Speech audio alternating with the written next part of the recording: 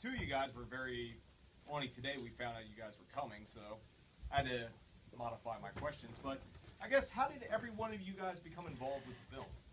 We'll start with Scott and we'll go down.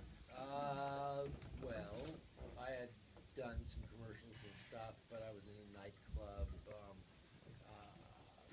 One of the clubs off of Hollywood Boulevard here, I forgot what it was. It's down that way.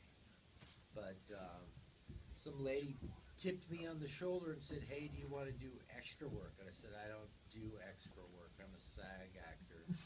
And she called me the next day, and I went on the audition that day, and I scared the shit out of the producer, and they gave me the part. Go ahead. Sal? In the 80s, there was an agent in town named David Wilder, and he was like the hot agent to be with.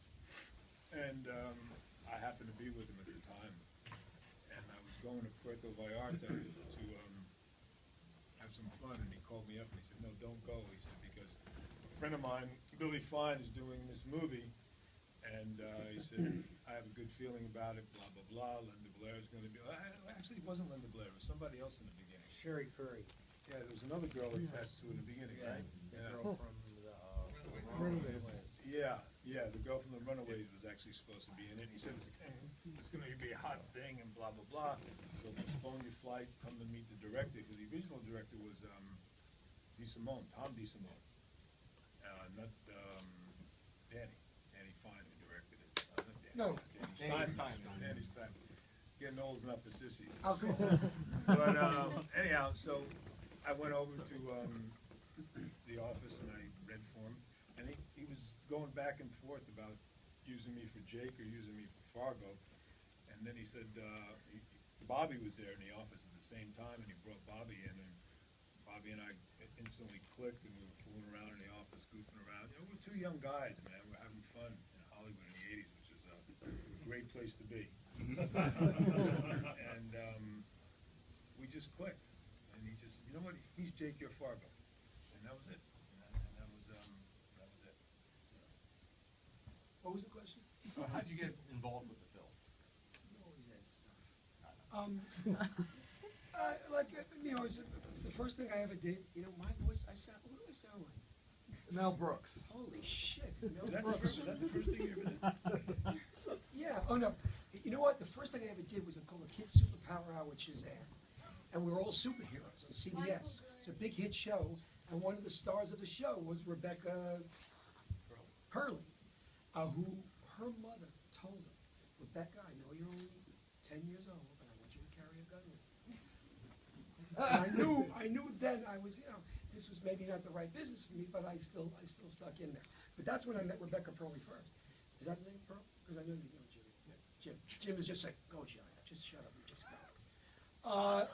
Like any other actor, I think it was an audition, and I went to the audition a few times, and We all met on the film. And yeah. The thing about it, we instantly bonded, the four of us. We got along really well and had a lot of fun. I went back several times for the audition, like and then I got the and I was a big, huge fan of this girl who spun her head around 100 times as a kid. I could not believe, holy shit, I'm gonna do this thing with Linda Blair. It was a dream come true,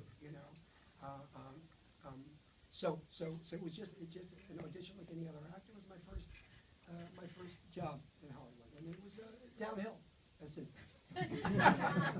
Yeah. I guess I was going to ask, because the Scars actually have a pretty solid camaraderie between each other. Were you guys rehearsing beforehand? It's interesting. You learn something. Like I said, we all clicked, and we all started hanging out together after we shot. We started partying and hanging out together. We really did become friends. And so we used to go to Bobby's house after shooting at night, and just hang out, drink beer, and whatever. And it was a good time. It was a really good time. Like I said, the 80s were a great time. But the funny thing about that script is, and we all know this, what you see and what you hear in that movie is maybe like 5% of what was on the script. Danny, the director, really was the kind of guy who we'd get to the set in the mornings and we'd go into his trailer, and there'd be a bottle of tequila on the trailer, it's like 6:30 in the morning, and, okay, guys, let's write the pages for today. And we literally just knock out the pages for that day, and we, it was a really interesting experience doing that movie. But I think also that we really did click, and I don't think anybody was trying to outdo anybody. There was something about it that we all were very. We had a great camaraderie together. Even the girls, Yeah. we all instantly bonded, and we all became very good friends doing that. But there was a great scene when she had the knife to me. We had two directors in that room. It was a small little room. We had Danny Steinman and Johnny Strong. Well, John's not the director, he was a producer. Oh, he was the director. He was the director. He was the director. yeah, You know how the producers want to be there. But John's a great guy. John's still with us, right? I know, yeah, he's still there. But both of them were telling, no, Linda, you cut him this way. And no, you cut him this way. I'm going, is this the right business for me? One more funny story. I'm in a place in Times Square because I want to go to every place the movie's playing, to see if anybody knows me. Will they know me? Will they hire me? Will they hate me? So I stood in the theater, Times Square. It was a tough little theater. And I remember, this is the truth, guys, she puts the knife to my neck, and the guy behind me, like this, kill that motherfucker now!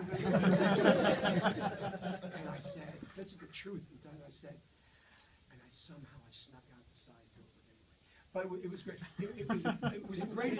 Didn't you used to walk back and forth in front of the theater when the crowds got out? No, I would call some photographers. That's the truth. I would call some photographers. He used to wait until the crowds got out of the movies and casually walk by just as good.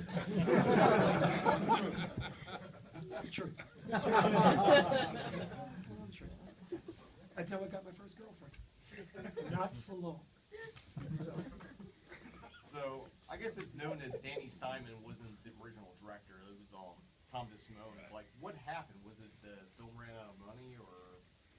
Yeah. Well, what happened was we were all set to shoot, and there was some money problems, and I don't know exactly what the intricacies of it were. But then next thing we knew, Danny was directing it, and then we actually stopped filming. We were about that. The interesting thing is about today. They say they talk about low budget films and blah blah blah. This was considered at the time a low-budget film, and it was you could see just by the location, it was pretty, production value was pretty high budget, shooting on Hollywood Boulevard for 10 days, whatever. But we shut down about 2.5, 3 weeks into the movie. Didn't we shut down? Completely shut down. The movie shut down. But what it was exactly was Billy Fine. Is he still with us? No, he's dead. Oh, good. Hey, so check this out. I'm kidding. I would never talk. But they had their ways back then. Billy Fine made his movies. He started his movie, he brought Linda Blair in, whoever it was, and then it shut it down like clockwork. Well, because he still basically because the money was not being accounted for. But then later on, they knew they would finish the movie. They made a deal. Tell them the truth. They made a deal with the mob. Because it's MPM. Yeah, which is Branston, which was, if anyone knows their horror history, Yes. Branston owned Texas Chainsaw Massacre and basically Devil's Reign, and they also owned Deep Throat, and they made a lot of money and a lot of people involved. Well, just for the record, I have no idea what he's talking about. Well, this guy, I'll tell you to you straight. So basically what happened is they ran out of money, and this guy, Michael Franchese, a mobster from New York, a guy from New York, came in and he bankrolled the completion of the film. Because they had shown him the dailies, he liked what he saw money in it, and he gave him the money, and that's how the film got finished. If you'll see his credit, the name of the credits, you'll see Michael Franchese. And he was listed as one of the executive producers. But we shut down for about 2 weeks, I think, right in the middle of shooting, and I don't think it was longer than that. It seemed like 3 or 4 months. However it was, I don't know, but anyhow, and so the movie was dead as far as we were all concerned. Everybody started going their separate ways, and then we got a call that we were pumping it back up, and then we finished the movie. Okay. Because I was curious, because Deborah Blee, who was in the movie we showed earlier this month, Beach Girls, who was the star of Beach Girls, was in Savage Street, but then she kind of mysteriously vanishes. But well, that's what happened. Yeah. That's because people's schedules, they went their different ways. There's another girl that's in it in the beginning too, and then she vanishes too, one of the main girls. Which he's saying vanish, don't put that thing with their mouth. No, what I'm Not saying enough vanish to do. is like they disappear from the movie, Yeah. but they went on the other projects and Right. they weren't whacked or anything like that. So I guess at the time, because it, like this movie came out at the time where there's a lot of revenge films, there was like Death Wish 2 and 3 and those kind of things. There was also Class of 1984, which was capitalizing on the big punk movement because LA was a big punk scene and a lot of people were like overemphasizing the violence aspect of it. Were any of you guys into punk rock at the time? Just me, and it was more the artsy punk. It wasn't the beach violent punk. You know, used to hang out. I lived on Cherokee Street for a long time. I lived all up and down this area. We used to go to these punk clubs down in Venice and stuff, and that's kind of like where we started, when we started talking to the wardrobe girls. It was just like really starting to happen, and really starting to like, and we kind of fashioned some of the looks after that, what we thought it was back then. And but he was the original one though.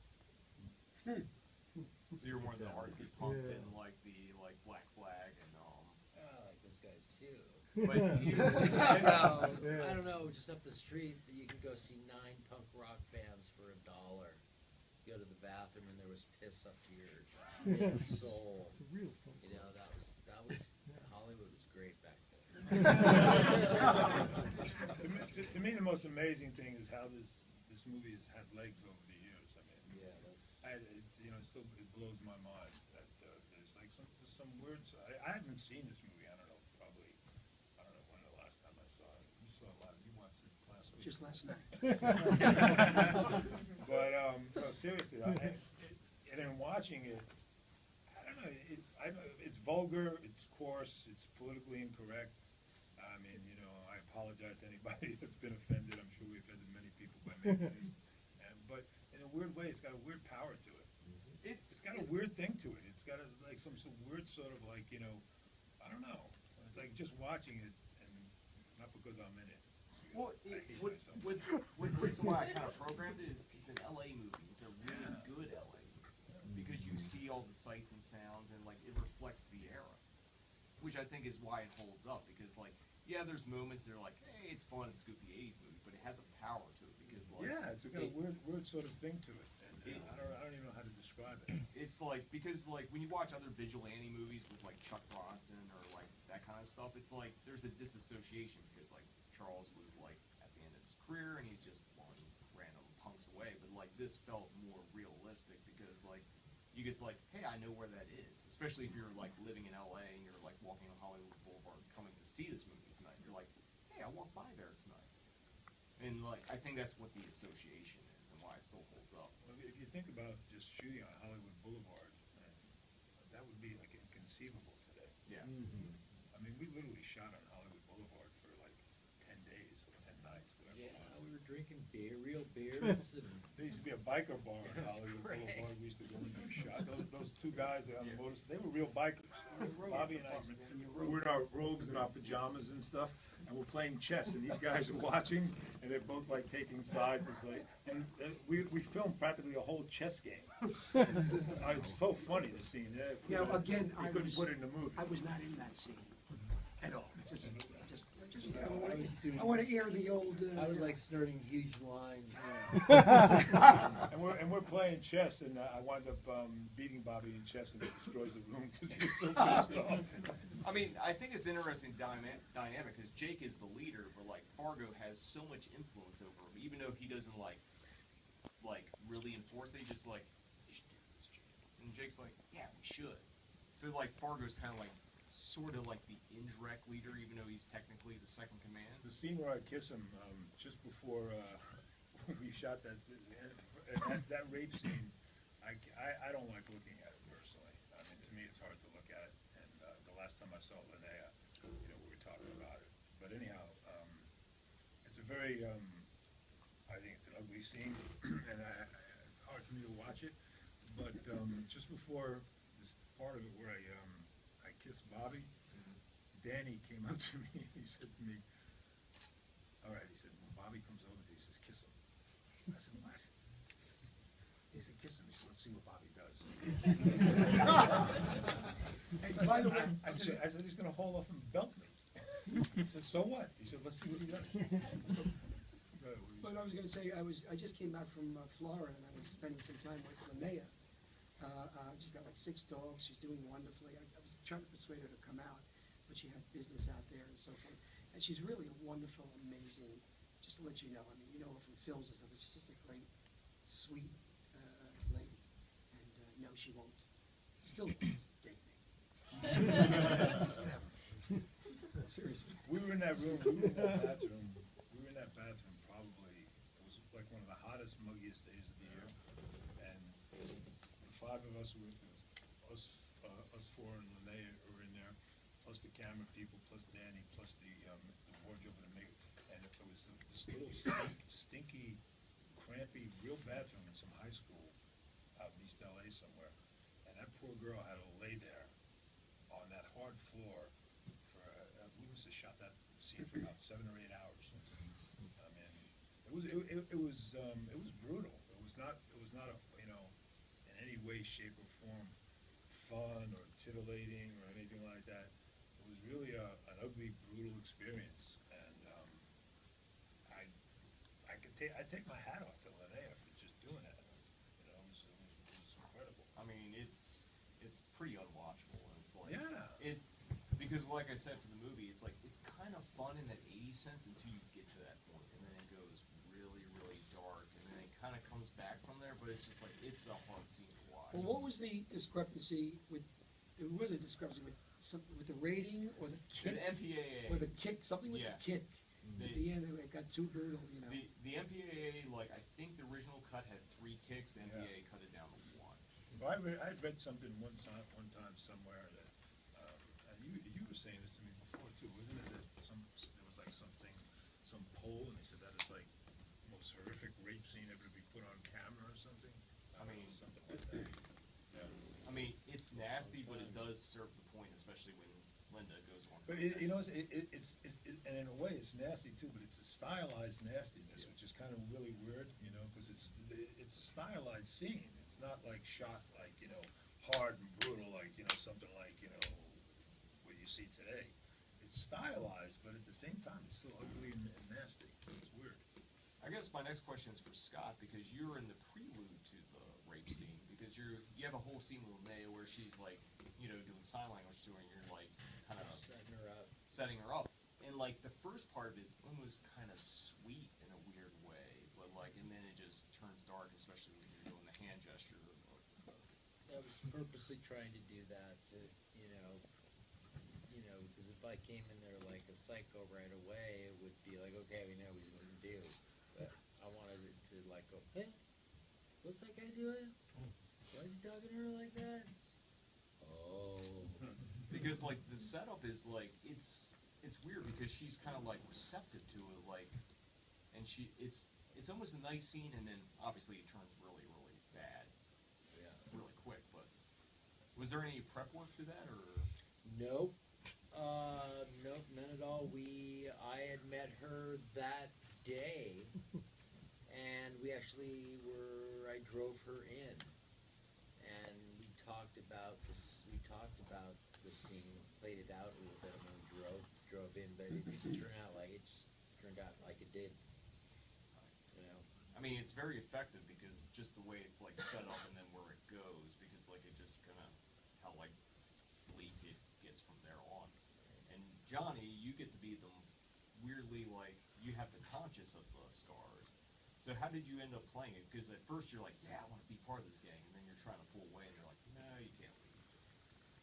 No, I never, yeah, the only time the only part of me that wanted to say yes is just to, you know, be part of it, the guys, but I never really ever felt good about, you know, about that and about anything else. I was uncomfortable around the stars all the time, but, you know, I still wanted to, you know, that gave me the, It was a hard scene to shoot. It really was. You know, just for us as guys, and we all like Linnea as a girl.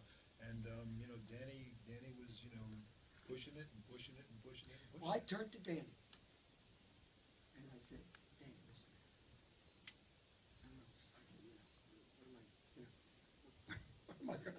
guy in a robe, what are you doing here, Danny? And his clothes set and stuff like that. And so he gave me a special outfit to it. Listen, no matter how tragic it, I mean, there is funniness in everything. And I'd speak to Linnea about it, and you know, she could smile and get past it. But I had a problem. I'm just telling you the story. I said, Dan, you got to give me something to wear to the scene that's going to stay with me the whole time. Yes, absolutely. And he made something special for me. A little band-aid about that. Yeah. Sorry. You laughed. I'm a horrible person too, I'm sorry. I said, please, Danny, give me something that's going to cover me, and, you know, because I didn't trust film that, you know, they'll get a glimpse of something, and I'll never get it. Then I'm done. But so he gave me something. But first shot, he just disappeared. It was not me anymore. Nothing was on me. That's why in that scene, she looks up, she goes, "Holy shit! I will never go out with this guy." And still to this day, she'll never date me. But in answer to your question, I just wanted to be one of the guys, and in any length, as we see a lot of that in the real world. You know, people do stupid things just because they want to be part of their buddies. Because you try to pull away earlier when they go to the, I guess, the weird new wave rock club or whatever it is, and then definitely when they throw like the pregnant girl off the bridge. I feel feeling to everybody, and like I hung in there. How old was most of this audience in the 80s? They don't even know what we're talking about. Yeah, that club was an actual club. It's actually Which club was it? Club, oh God, I just had it in my head, I can't remember, but it had, it would mix hip-hop and punk. Because at that time, Where was there this was guy? Do you remember? I'm Is sorry, it down, I remember is where it was. LA, Yeah. downtown I LA. don't remember the exact location. I can't remember. Radio. Was it radio? Yeah, Club Radio. It was downstairs at the Yeah. Was that it? hotel, yeah. Yeah. Oh, yeah, it was by It wasn't the Mix Club as they named it. It was something else. But I love that place. It was great. You'd see these rappers before you even knew what rapping was, and they'd have punk bands backing them. You know, Pretty cool. yeah, it was really good. And it lasted for a very, very short period of time, maybe 6 months. You know, where punk and hip hop were kind of like in the same sort of, background. Because it was like Right, all underground. right. It was a good time, good music. Someone told me the soundtrack in this movie is actually starting to, get valuable. I think when it came out, they did a limited, like the vinyl pressing came out, and then they pulled it for some reason. So now, like the vinyl record's actually collectible, and like there was a rare, like kind of like limited CD run. I don't know if anyone out here owns it. I've got the vinyl. I've got the original vinyl album of it. I don't know where I got He's it. trying to sell it to me 3 times. Anybody want to buy it? Yeah. Because I was talking to Scott outside, and he said like the original soundtrack was supposed to be more like the LA punk bands, and then it became more of like what it ended up being. Yeah. Geza X, and they were gonna use some Germ songs. Yeah. I was disappointed that when I saw it. What? Then whatever that guy, Little River Band. Different accent of germs would hit the style completely. So the movie was shut down, and like you got through production. Were you shooting a lot of nights, I assume? A lot of night shoots. A lot of people you can see. I mean, a lot of it was at night. I don't know. Maybe some of the high school stuff was during. Where was the high school? Was it Whittier. East LA somewhere? Whittier. Whittier. Was that where it was? So- A lot of nights. So when the movie is finished, do you guys remember going to the premiere or? They had one in New York. I didn't go. Okay. And then it premiered here, I think, I in was there. LA. Walking back and forth.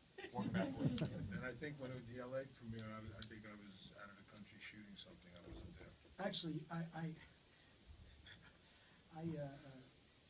went to LA, to New York, with Linda. Again, I thought we'd end up together too. But seriously, we did a little junket. We did Regis filming together, and I was a nervous wreck because I was new. And Linda was like this, without the cigarette, and I was like, and she helped me get through the interview because I was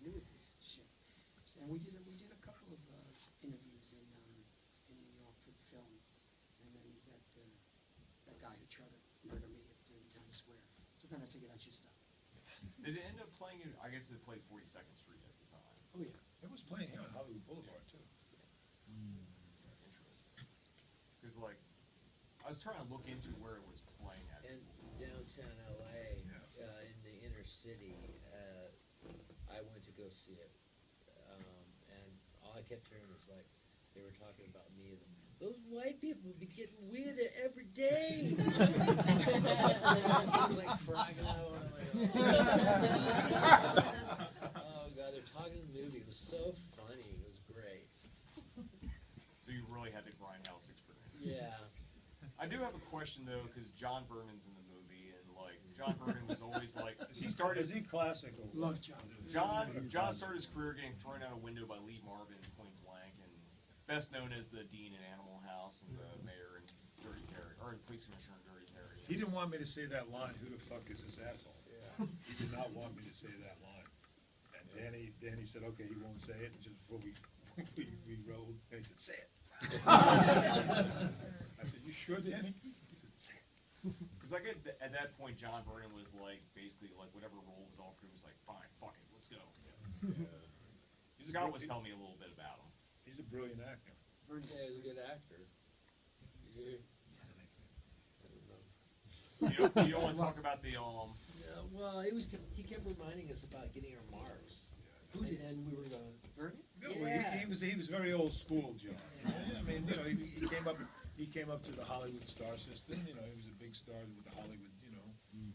Yeah, Star but he thought we system were and like stuff, and totally inexperienced. he thought we were and didn't know kids. Yeah. you know. But yeah. and like Scott was mentioning that the "Go fuck an iceberg" line was improvised, right? Well, he said that in retaliation to what I said about. He did not want me to say that line about who the fuck is it. So you can actually, if you watch it, you can actually see his mind clicking. He didn't expect me to say that line because he went up to Dan. He said, "I don't want him to say that line." So Danny said, "Okay, he won't say it." And then just before we rolled, Dan said, "Say it." And so then I said it, and then you can see his little mind clicking, and he said, "Go fuck an iceberg." That's a classic line. It's a great line. It's kind of what it feels like. He's just like, "Oh yeah, well go fuck an iceberg." Yeah, exactly. It's exactly what it was. He couldn't think of anything else. Was your reaction natural to that when you're guys? So much trash and all that. I remember the LA Times, I think I read, not the New York Times, it's just like, you know. But then over the years, like I said, it's got this weird sort of energy about it. Over the years, it's just, you know, I mean, look, we're all here. It was spotless. I mean, I had more great reviews up on my refrigerator at home since '74. Oh, that was before the movie. No, I never really knew what the reviews were. I was too busy trying to find. They were bad. Knew that. I was just kind of curious because at the era, like it did come out during the whole like it was in like the middle of the vigilante craze, and like it's kind of unique because like there was other female like based vigilante movies. There's Miss 45 that came right before, and then I forget what comes right after it, but like it's unique because it's like a rape revenge movie where a woman like basically goes through and cleans house.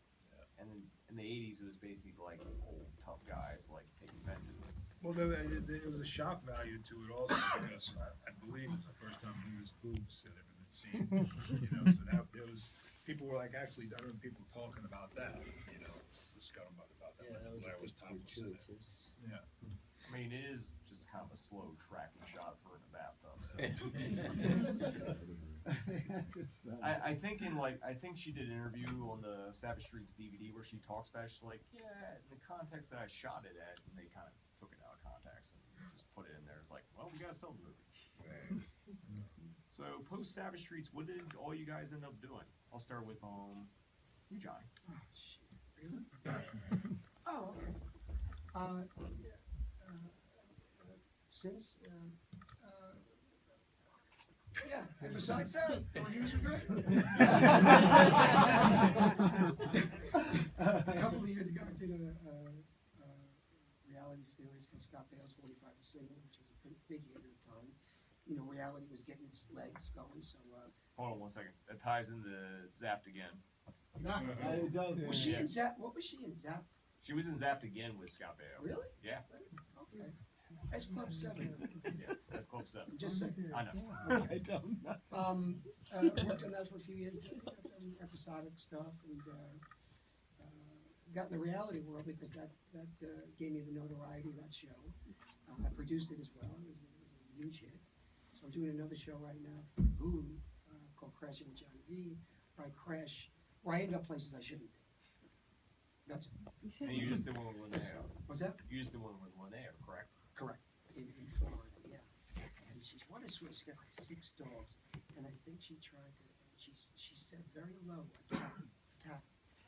Yeah, because but I trusted her, you know, so something's not right everywhere in my life. So that happened, and so I'm in the reality world, and I'll be doing something for the Ray Donovan series, which is I'm a big fan of. And that's it, and I'm ready to do Savage Streets, the follow-up.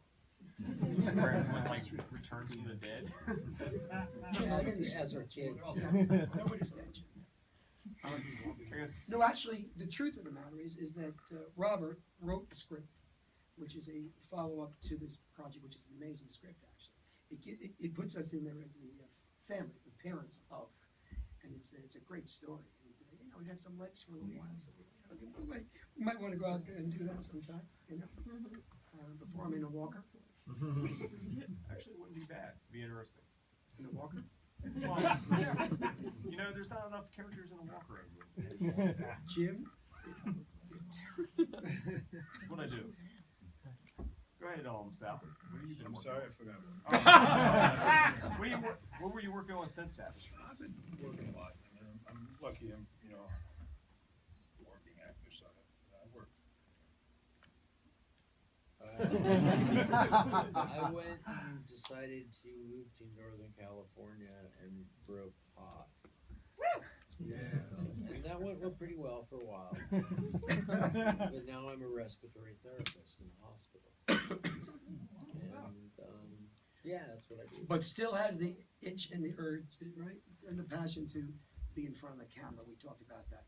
And this guy did a great stint on Desperate Housewives. If you guys are fans of that, he really was wonderful in that. I taped every episode. He is actually a great Shakespearean actor too. Yeah.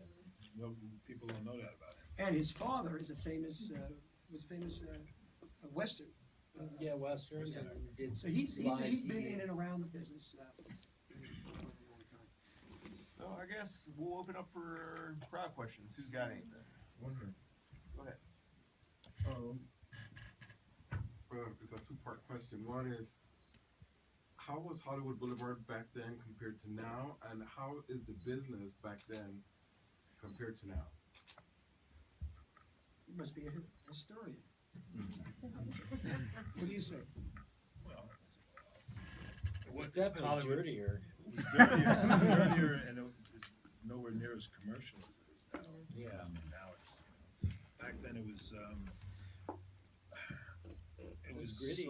It was gritty because the glory had faded from the Hollywood glory years, and the money hadn't come in yet. So you know, it was still kind of like New York in the '70s. You know, New York went through a real downtime in the '70s. Hookers, junkies, the whole nine. Hollywood Boulevard was kind of going through that, like in the early '80s, you know, mid '80s. And now, you know, it's getting commercialized like everything else. The only thing I notice is that there's no hookers. I don't know about that. I don't even, there's, It's different. In terms of the business, They're in terms there. of business, it's a lot harder for actors yes. right now. Yeah. Even with all the ancillary avenues that are open to actors, you know, Hulu, Netflix, whatever the hell it is, it's so much harder. Because now, again, like, it's all about the money now. It's all about the money. Roles that I got earlier in my career, I'm not even counting Savage Streets, because, you know, but I'm saying other roles in other films, or an actor of my age and relatively inexperienced back then could never get those roles today because everything is packaged. It's all packaged, and it's all about how many people are following you on Facebook before they cast you. That's It's the just a big different business. Big It's a deal different now, business. as I'm sure you know, is that when a young actor shows up on the scene now, they talk about the social networking. Right? How popular are you? I actually teach acting now. I've got my own little class that I work with a lot of younger, talented, you know, guys and gals that are coming up now, and it's so much harder for them to even get auditions, to even get an agent, to get an audition. And back then, it's like, ignorance was bliss. We didn't know any better. And it's like, I remember going in and reading for starring roles in, big fucking movies with big agents, and going in and having to do a monologue for like, William Morris, doing a monologue for, the head of William Morris, sitting in his office doing a monologue. I mean, that would be unheard of today.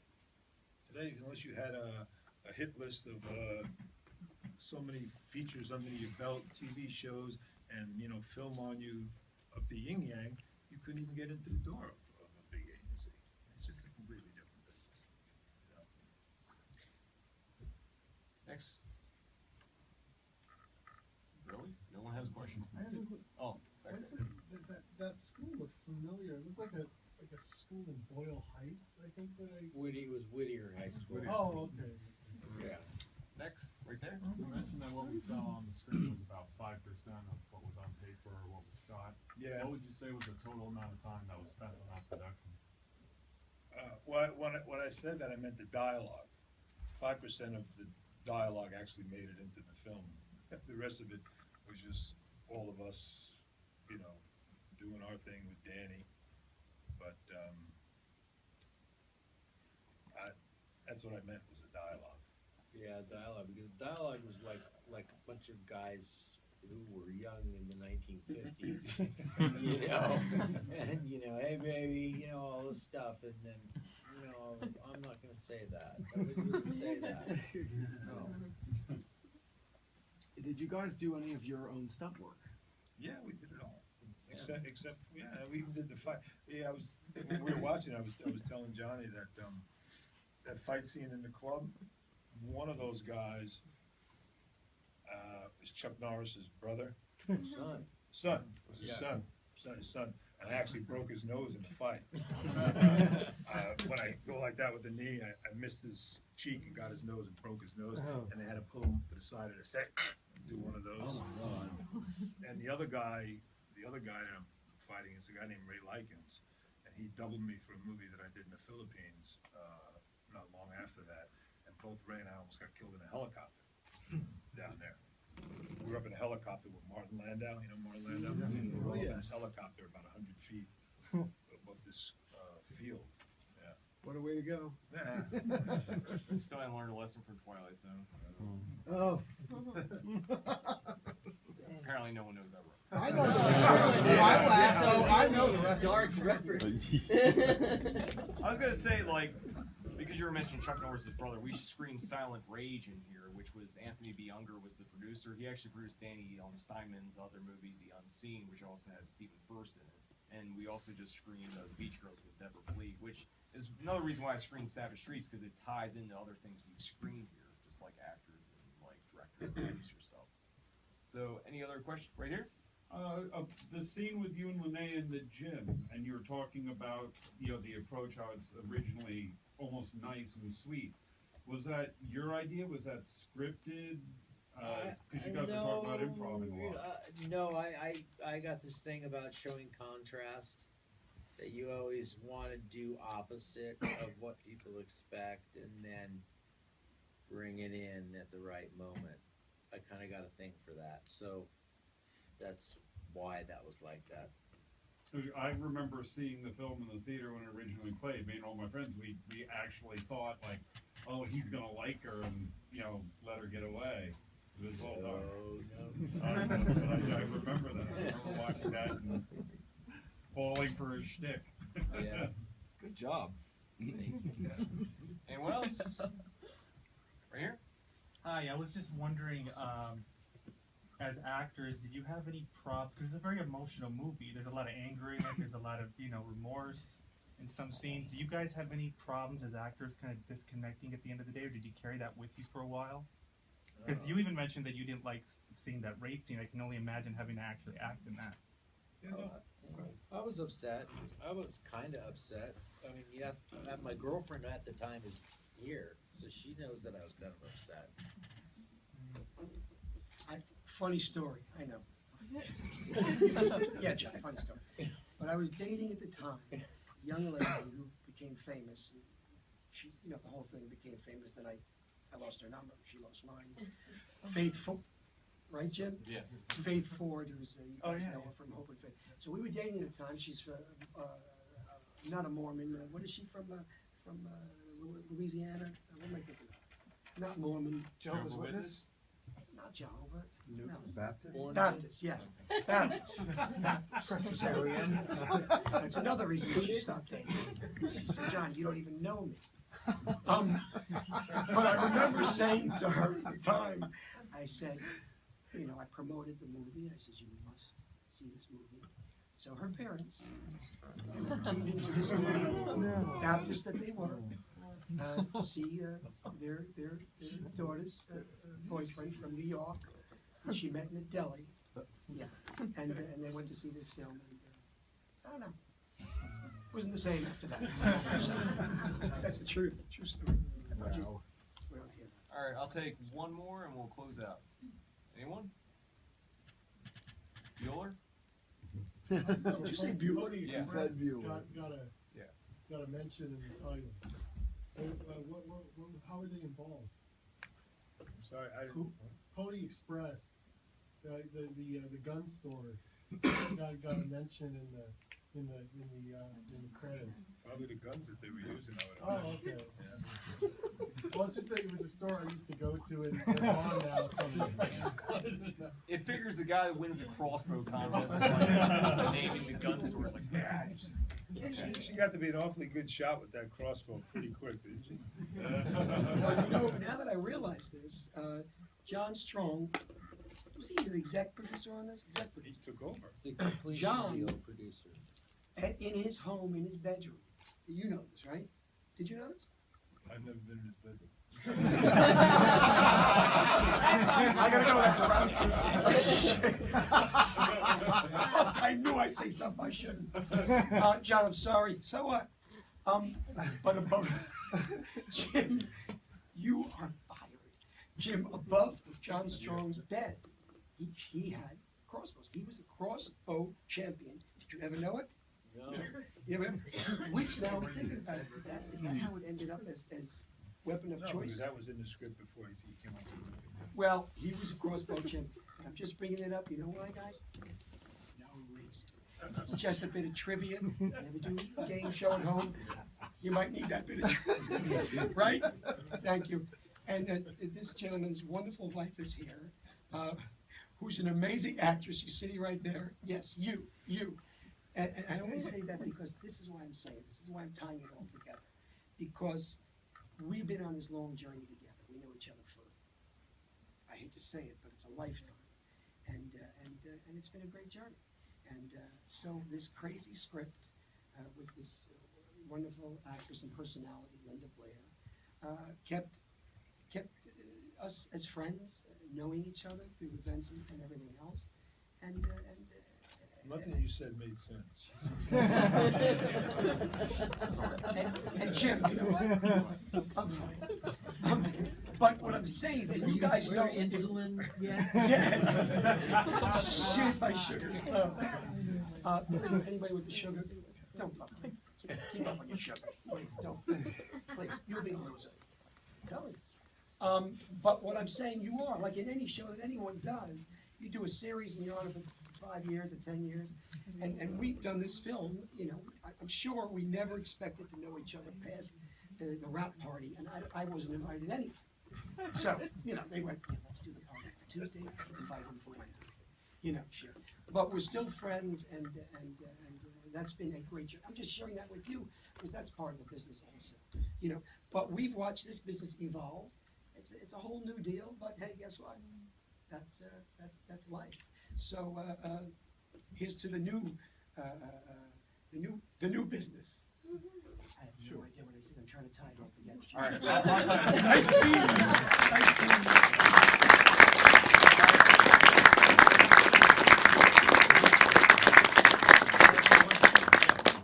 Thanks all for coming and supporting. Yes, us. thank you.